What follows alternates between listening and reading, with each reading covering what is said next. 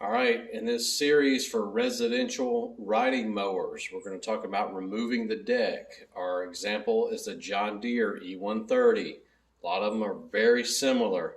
You're going to have, a pin that looks like that, and then you're going to have a pin there, arm, and then another one on the back, plus the bell, plus your blade engagement cable. Here's what I recommend that you have before you start this project. First, I recommend decent pair. Second thing, WD-40. If you know me, I put WD-40 on everything. I love it. It's great stuff. And option. Anyway, we're going to get started here. I'm going to show you how to remove the deck. It's really, really easy. First thing you want to do, take your WD-40 and give a little spritz on all the pins there. Boop, right there. Right in there. Boop. We're not getting carried away here. I don't know if the camera will see this one or not. There we go. Little spritz. And do that on both sides. I don't ever do it to that one. That one's easy to pull out. Next, put your glove on. I'm going to do this one-handed. I'm going to hold the camera with the other hand. First thing,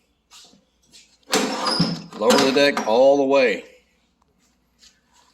Now, a lot of times when you remove parts or something, you start from, you go from one side to the next, whatever, and then you reverse the order. Not with these decks. What I have found, it's easiest to start from the front, and then go to the rear, and then do the middle ones, and then when you go to put it back on, you do it exactly the same. You don't reverse the order. You start with the front always on these. All right. So first thing to do, hold the camera here, take the belt and slip it past these little guards here. Sometimes these are a lot tighter. This one's actually pretty easy to get it past. So first thing you want to do is take that belt and get it past, and get it off the crank pulley there. Second step, remove this front pin. That WD-40 makes all this very easy. Okay, take that, put it right there. Like I said, we've already got this down all the way. Second one, WD-40's made this so easy. Just if you don't put the WD-40 on there, my washer fell down in there. I'm not worried about it because I'll pick that up as it slides out. Then the rear. Notice I'm staying on this one side. I haven't even done the other side yet. And these will come out. This is kind of like an oval shape. It'll fall out. We'll set that right there. Again, our washer for that one arm is still down here somewhere.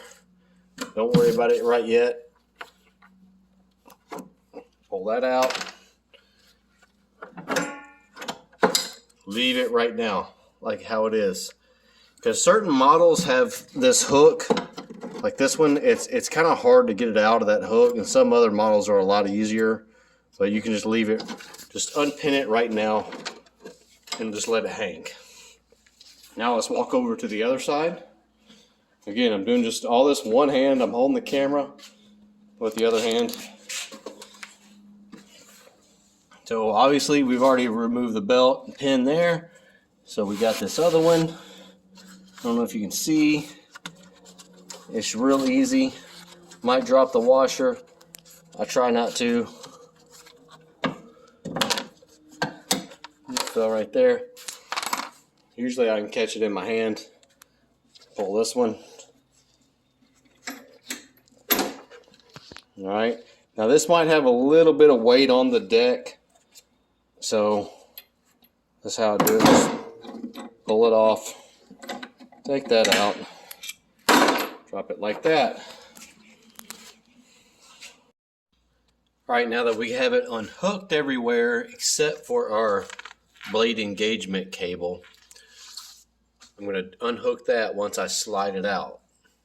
So now I'm just going to pull it from the left side of the mower, pull it straight out to the side. Now I can get to this a little bit easier. Fold that over. These are kind of tricky sometimes, but actually that was probably one of the easiest times. Sometimes you have to kind of bend it a little bit, or what I would recommend, or sometimes what I've done, is I might just shave a little bit off of that metal right there. It'll make it, because normally they have it where it's so hard you almost have to kind of bend this hook back a little bit. As for example, again, I'm trying to do this one-handed, but sometimes you have to kind of bend it like this to get it out of there. I mean, the tolerance is really tight sometimes. Once you get that off, I recommend that you take the spring and hook it right here.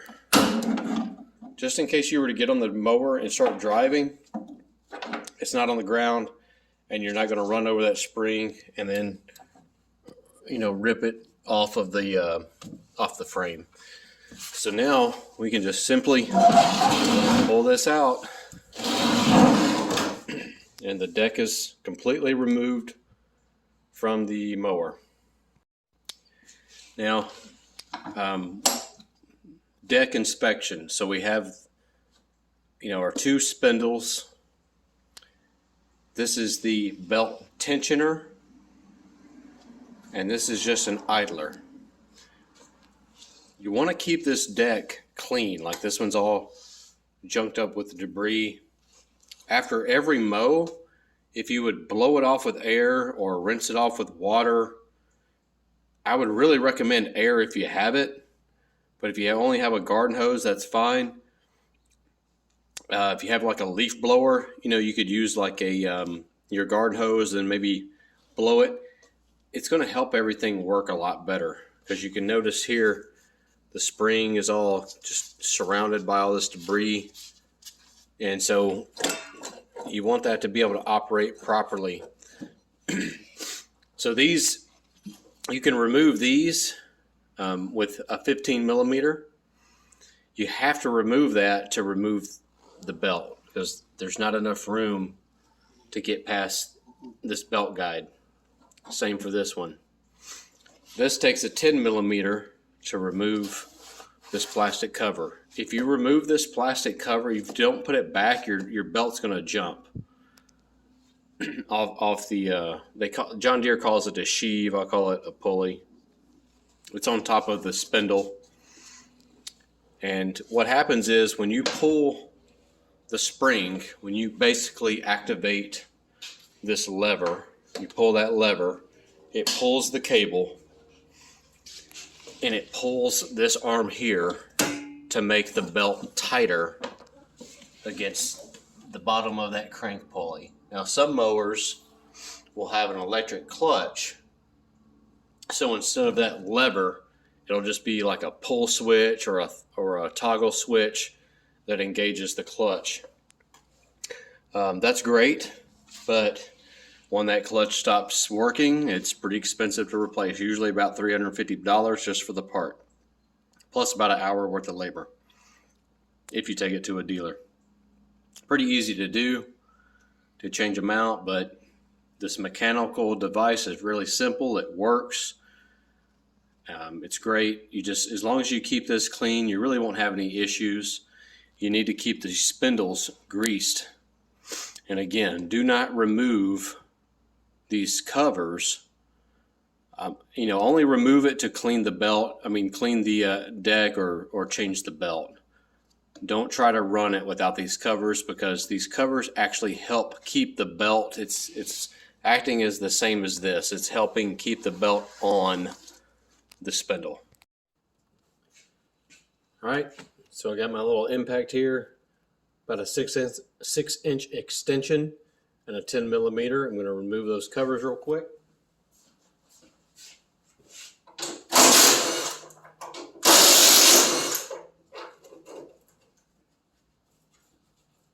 Found the washer from before.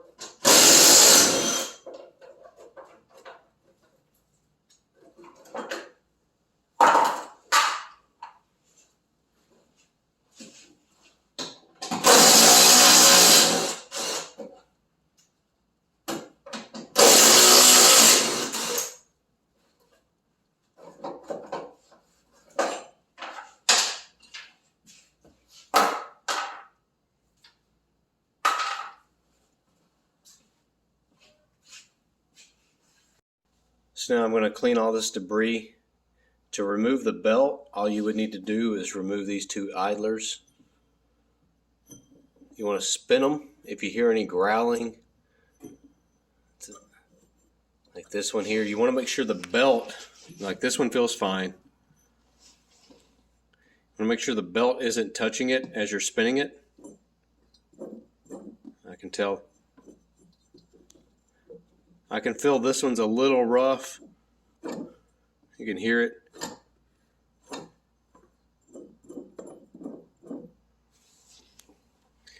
One other thing. Before I go ahead and clean it, I'm just going to go ahead and spin this up and show you guys.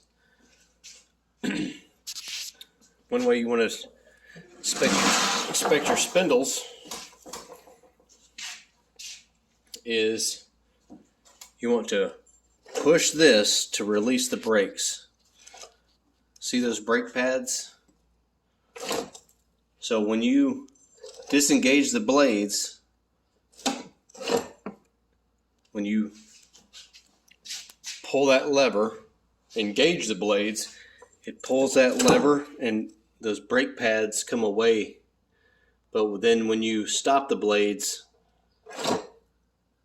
this is what keeps it from staying spinning. So if you are cutting grass, you engage the blades, then you stop the blades and your blades are still spinning for quite a while, inspect this. A lot of times what might be happening is there's just so much debris in here from lack of cleaning, but also these sometimes get bent. These little pads get worn. They're pretty easy to replace. So that's a common issue, but normally that's just because of a lot of hours and a lot of debris.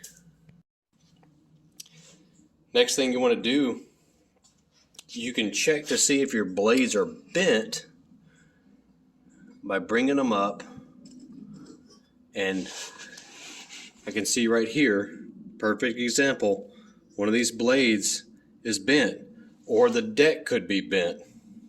Most likely it's probably one of the blades.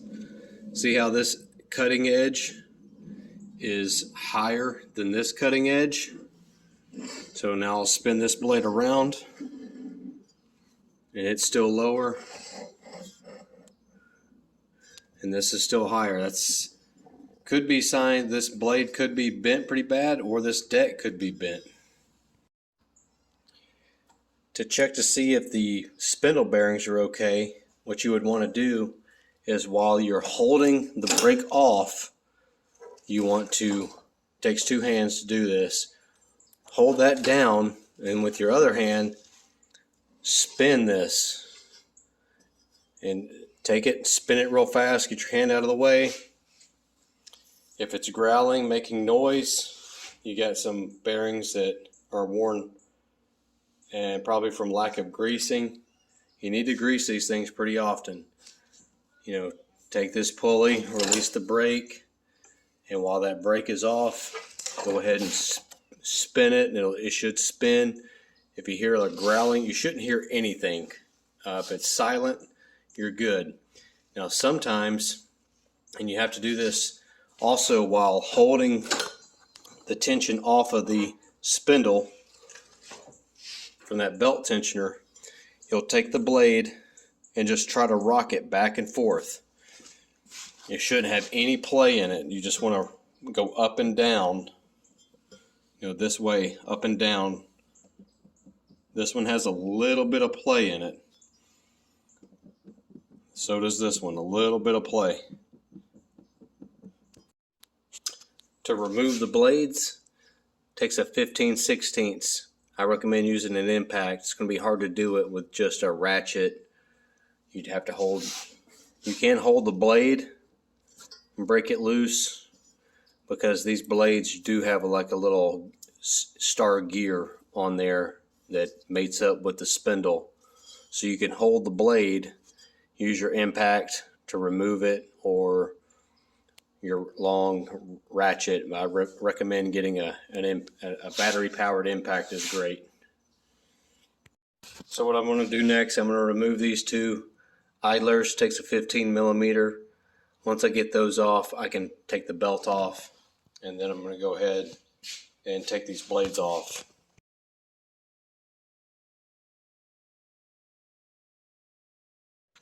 Okay, so this is a 42-inch deck on the E130 that I'm working on, and we got two different blades here. Looks like these were the either the original blades or some aftermarket blades. But what the difference is, since we have the mulch chute covering up the original discharge chute, you really need to have mulching blades, and they weren't on this unit. These are the mulching blades. And so you can see the difference here. You have that angle, you still got the star pattern. These are some pretty heavy duty blades, and this is Predator brand. And you'll see it'll always give the John Deere part number, but this is the Predator part number. So if you're looking for this blade, it's the B1PD5016. So that's for the 42-inch deck. All right, guys, real quick, I've washed the deck with my pressure washer, and it's a little bit it's fairly clean on this side, but a lot of rust is starting. So what I'm going to do is go ahead and I'm going to put a real good couple layers of paint with my I'm going to spray some Rust-Oleum out of the 1-gallon can with my Harbor Freight spray gun. It'll put a nice thick layer of paint. I might do a couple coats.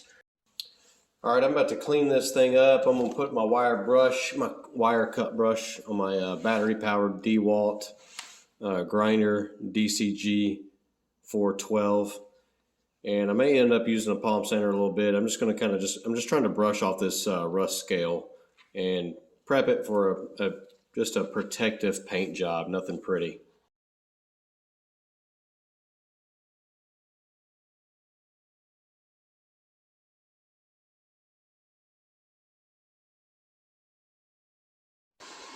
All right, that grinder worked out pretty good. It's prepped well enough for what I'm doing here, and I'm going to just start.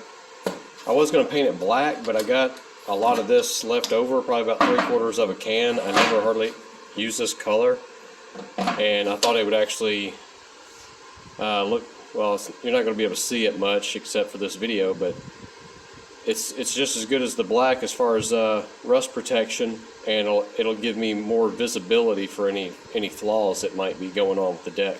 So I'm going to paint it with the smoke gray.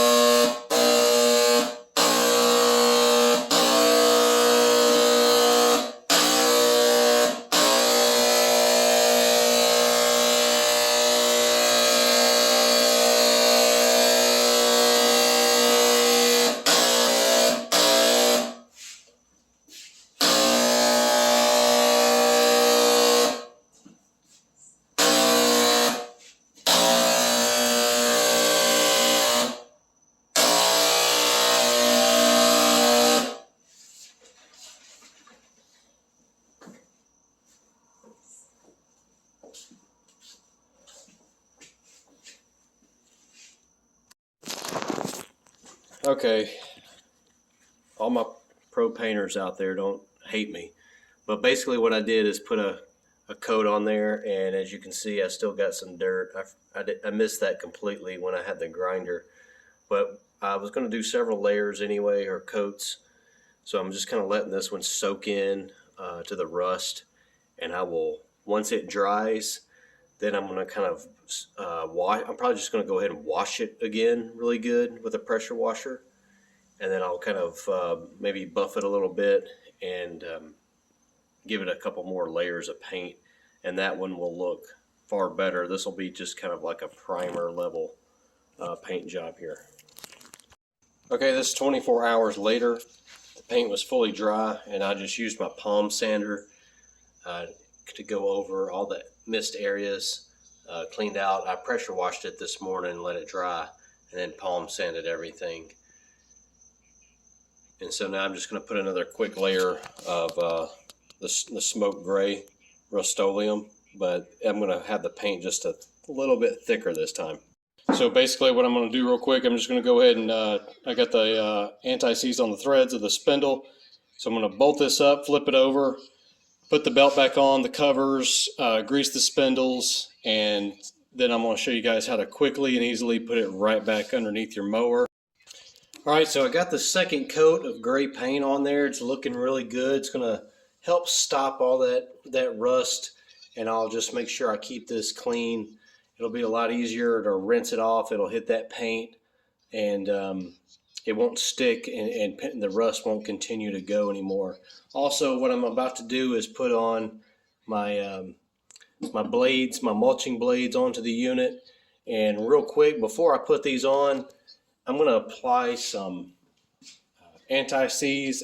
There's two ways I use anti-seize. This comes with it's a bigger container, and it comes with a brush. It's pretty thick, so you can apply it pretty good.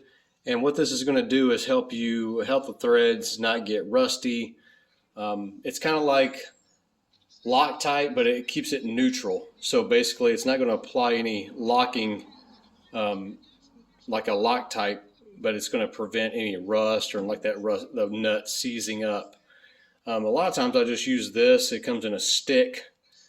It's a lot easier. Like if I'm underneath here, I can just grab this stick and I'll apply some Loctite to the threads. I just hit it a couple of times, and then I'll put the nut on. So I'm about to put the washer and nuts on to hold the blades. And oftentimes people ask which way this washer goes. It's actually a lock washer, so you can kind of tell it's dished a little bit. So the way it goes is it's like this. I guess these punch holes will be in the bottom side. So you put that on, and basically when you tighten that up, it kind of, this is almost kind of dished like a bowl a little bit. I don't know if you can see it on the camera. So you put the nut on there, and then it puts pressure on that nut. I always try to put the nuts on the same way. So I'm going to tighten that down with my DeWalt 1/2-inch impacts, 20 volt. And this is a 15/16 socket is what it takes. All right, so we got the belt. One thing about the belt, these brand new, they come almost like a white. They're kind of like a beige color, and can't really tell right here, but you know, see that right there? That's the color the whole belt will be. Once this turns fully black, that's the wear indicator. This belt probably has about 70% life, so that's why I'm putting it back on. Look, you can see where the paint on the bottom side ran through this little gap here. Anyway, we're about to put the belt on, put the idlers on. This idler doesn't feel, actually it feels really smooth at a low speed, but I can sense just a little bit of wear. It's got plenty of life in it, probably gonna be a whole another year at least out of use, maybe another 50 hours or so. You got the covers for the spindles. One of them takes 3. That's on the right-hand side of the mower. And the other cover takes 2. Now you got to run these covers because they help the belt to stay on these spindle sheaves. Once you loosen that, the belt will try to jump off, and if you don't have these covers, it will jump off, and you go to engage the blade and it won't be on the sheave for the spindle. All right, so when you're putting the belt back on, just take the belt. It's a V belt, so the V goes in the groove. And when you have a flat-faced idler, that goes on the, always going to hit the back side, the flat side of the belt. So this is the way the belts run. You go straight across the back, loop it around, and so this one, then now I'm on the flat side of the belt. I'm going to take the smaller idler. That's the tension idler. This is just a stationary idler. Flat side. And then this goes to the crank. So what I'm going to do right now, takes a 15 millimeter. I'm going to run these bolts down. I'm going to run it down with my 1/2 inch impact. This is way overkill. You can set it to the second setting on this. This is the DCF 899. That'll be plenty. I'm going to do it faster on the 3rd setting real quick. Got to find the bolts that I didn't have ready.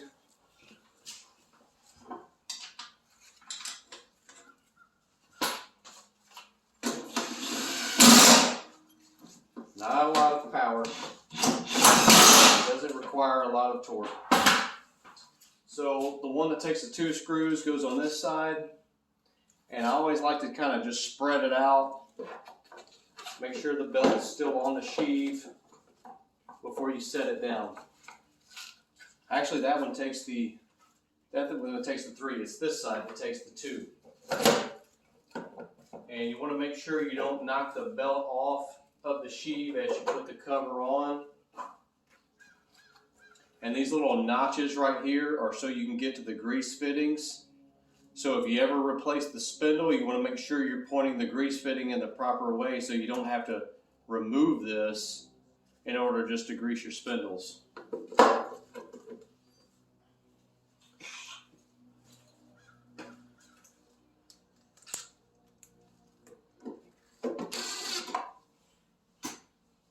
I know a lot might be saying, oh, you shouldn't start a screw with the impact. I can barely pull the trigger, and it will let me know if it's sitting there spinning. I know it's already started correctly in the threads. If not, you cross thread it. Hey, tight is tight. Okay, so we're gonna go ahead and knock these down real quick. Doesn't take a lot. You're just holding a piece of plastic cover down. This thing isn't going to the moon. It's not like you need to break out your torque wrench. Just get it down. So we got that tight. Now what you want to do next before we slip it underneath there, you want to make sure these are forward like that. And then we're going to take this and I'm going to try to put this deck on with one hand.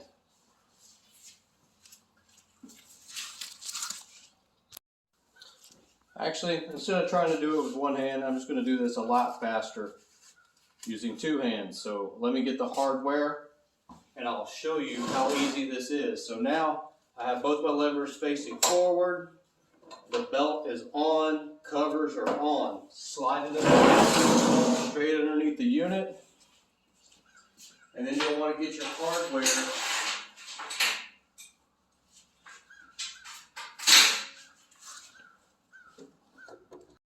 So when you take the deck off, I always like to just keep the hardware that I take from the left side, and I keep it on the left side of the unit. What you're going to have on this side is the front pin for right there. The smaller safety key for the bar that we have facing forward now. The other smaller, and that has a washer as well as this one.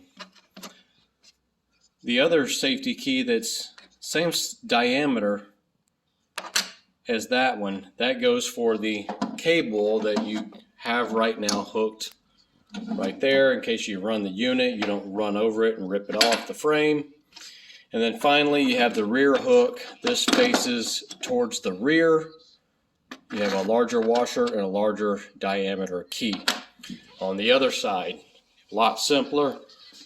You just have one for that black bar going up, the smaller key and washer versus the rear hanger, larger washer, larger diameter. So let's go ahead and get this installed. And just like I said before, when you take this off, you go from the front to the back, and when you install this, you go front to the back. So it's not reversed order like normal. So first thing I'm going to do, take my hand down here and I'm just going to squeeze the belt on. Do that first. Wrap it around with your hand, come up over the other side and put it on.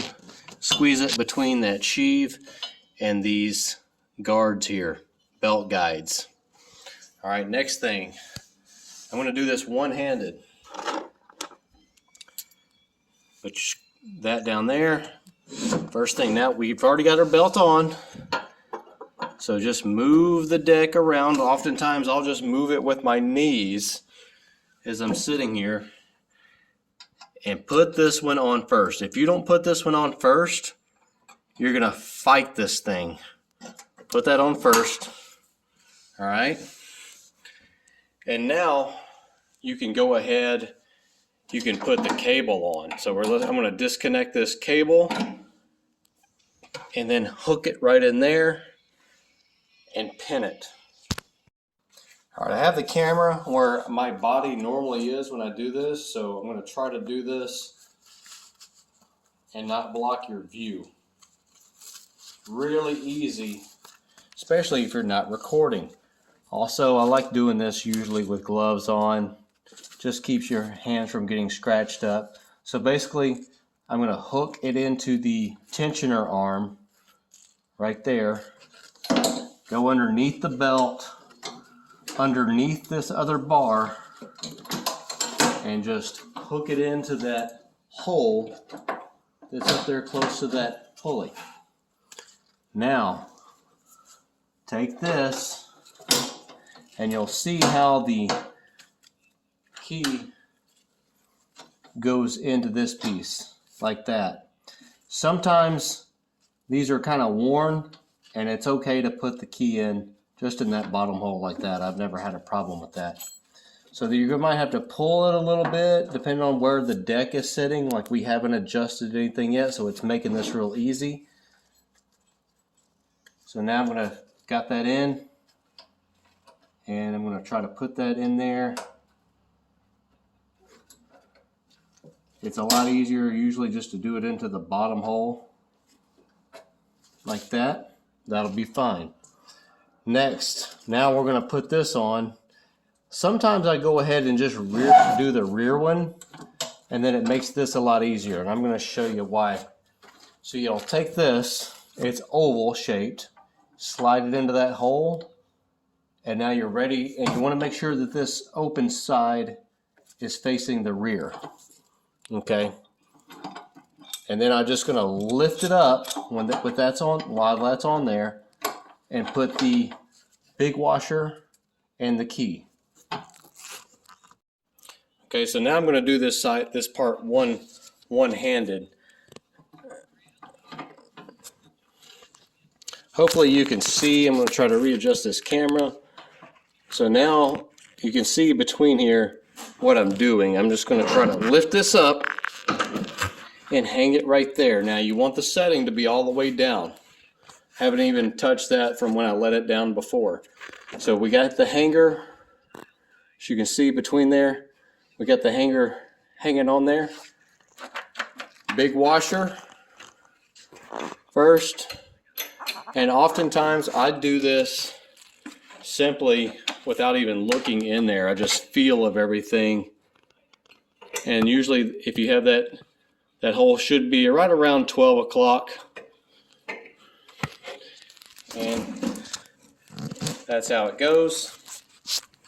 Now to do this side, before I grab I'm going to do this one-handed while I'm holding the camera.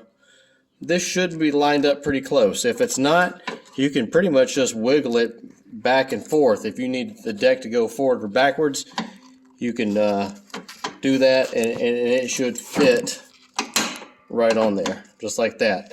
And then you just put the washer and then the key. So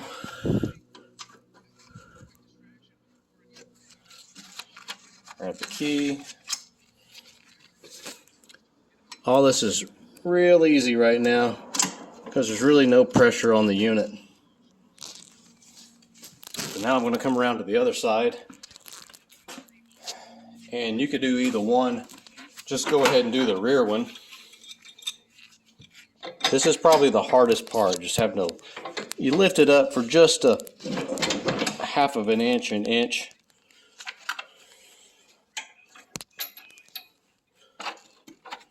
Make sure you're putting the big one in.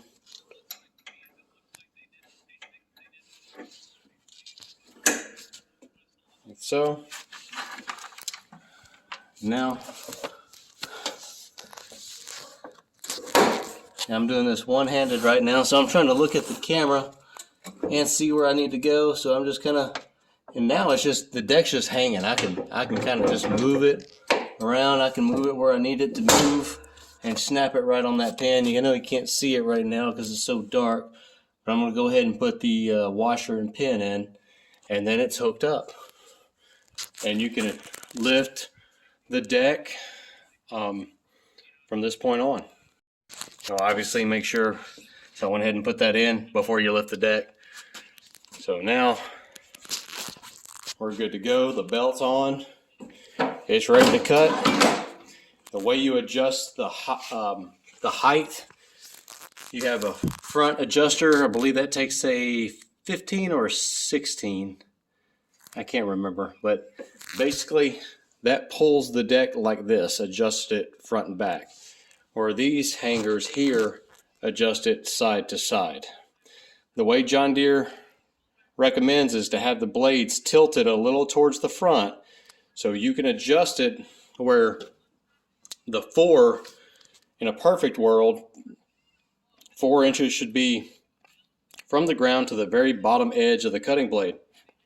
But before you do any of this, you got to make sure your tires, all 4 tires, are inflated properly. Then adjust the deck. You put the blades front and back, adjust it side to side, front to back. Make sure they recommend having a tilt on the blade where it's tilting forward just a little bit. So if you want your riding height to match 3, put it down here to 3. Have that bottom edge when it's facing front at 3, because that's where it's going to get all the cutting. And then you can go up to a 1/4 inch higher on the rear, so your blades are going to be tilted a little bit like that. That's ideal. A lot of times I've adjusted them perfectly flat. It's been fine, but you don't want it to be tilted like this. It's not going to cut right. You want it to be tilted forward a little bit. So that's going to conclude my video about the deck on this unit. My next video, what I'm going to do is I'm going to show you guys, like I said before, we're going to do the conversion of the oil filter and basically change all the filters and spark plugs, change the oil. So I hope you'll like, subscribe, and I'll see you in the next video.